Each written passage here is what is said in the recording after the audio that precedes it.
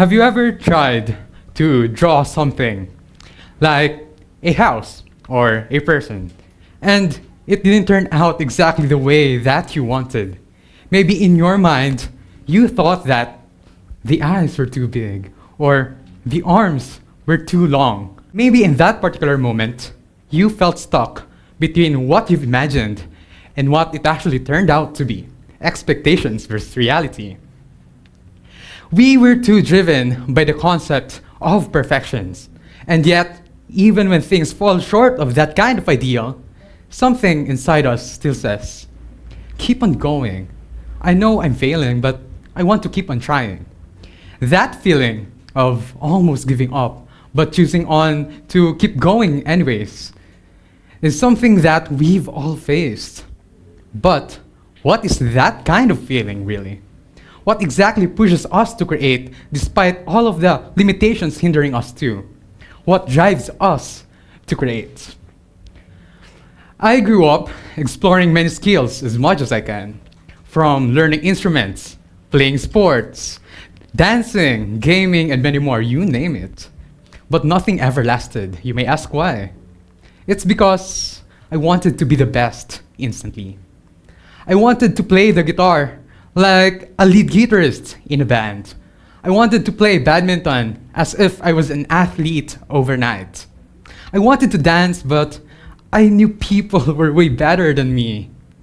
I wanted to be the best in every aspect, and yet I feel so disappointed. There was a time where I think that people like us tend to seek for validation from other people, which is why we seek for the concept of perfection. I wanted to be the best in every aspect, as if that's a goal I can attain that quick. So nothing ever lasted, and I dropped everything. Perfection. When we hear that word, it sounded like a goal, something clean, beautifully made, and flawless. It's the kind of ideal we've been taught to chase ever since we were young. Perfect scores, perfect timing, or even perfect execution.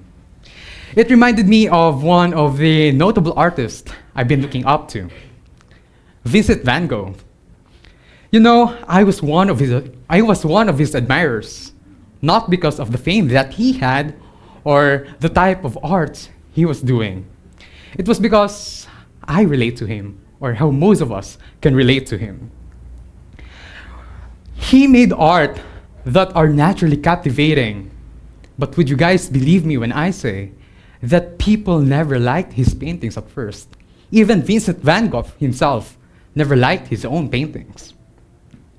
He painted with wild swirls, rough lines, and even messy strokes. His paintings weren't claimed as perfect. But because of him, there is this one hobby that stayed within me for a long time. And that is creating art. I made art and I did sketches and I tried to make them look perfect as much as I can. But people thought that I was good at it. Yes, some thought so, but personally, I hated how they turned out. I pick each piece apart and I always find the errors I made. I hated them. But something within me still wanted to continue. And that is when I changed my genre. In our time right now, where art can be found anywhere, especially in the digital world, TV advertisements, commercials, brandings, and many more, I wanted to learn the anatomy behind those fancy graphics and designs. As a young artist like me, I tried to learn it again and again, and I consider myself failing time to time. I hated how my designs turned out, and I never saw the spark within it. There was a time when I constantly posted my designs on a specific platform. People started to like my designs, but to be honest, I never truly liked how any of them turned out. I'd pick each piece and stare at it. The colors didn't match, the layout felt messy, and the mistakes were hard to ignore. But life has a way of surprising us in the moments we least expect it. One message has changed everything. An avid fan of my platform reached out to me, and they said that one of my artworks that I considered as the messiest, the most flawed artwork, inspired them. It had changed their life. They told me that it ignited the spark within them during their rough times. The very piece I'd likely to almost deleted inspired someone else. I started doing art simply because I liked it. At first, I thought I was naturally good at it. And that gave me the confidence to keep going. But life made me realize that I wasn't as skilled as I believed. I struggled, I made mistakes, and saw how much more I had to learn. People often think I'm the best at what I do, but to be honest, I doubt myself a lot. There are moments when I just sit and stare at a blank canvas, unable to begin. But in many ways, it reflects life itself. In our life, we often face many times that we face a blank canvas, unable to begin, we are hesitant and uncertain. That no matter how capable we are or how talented we all face moments of emptiness, just like a blank canvas. That message I received from a random person made me realize that maybe I don't have to be perfect to make an impact. From then on, I kept on creating, not because I thought I was the best, but because I saw that how even the imperfect parts of my art would inspire and relate to anyone. In our life, we encounter many messy lines. Life doesn't go smoothly like an S-curve in motion graphics. Or life isn't as seamless as a color gradient in graphic designing. But just like in designs, those imperfections don't make them worthless. Life also has jagged edges. Life has sudden turns. And most importantly, life has unexpected glitches.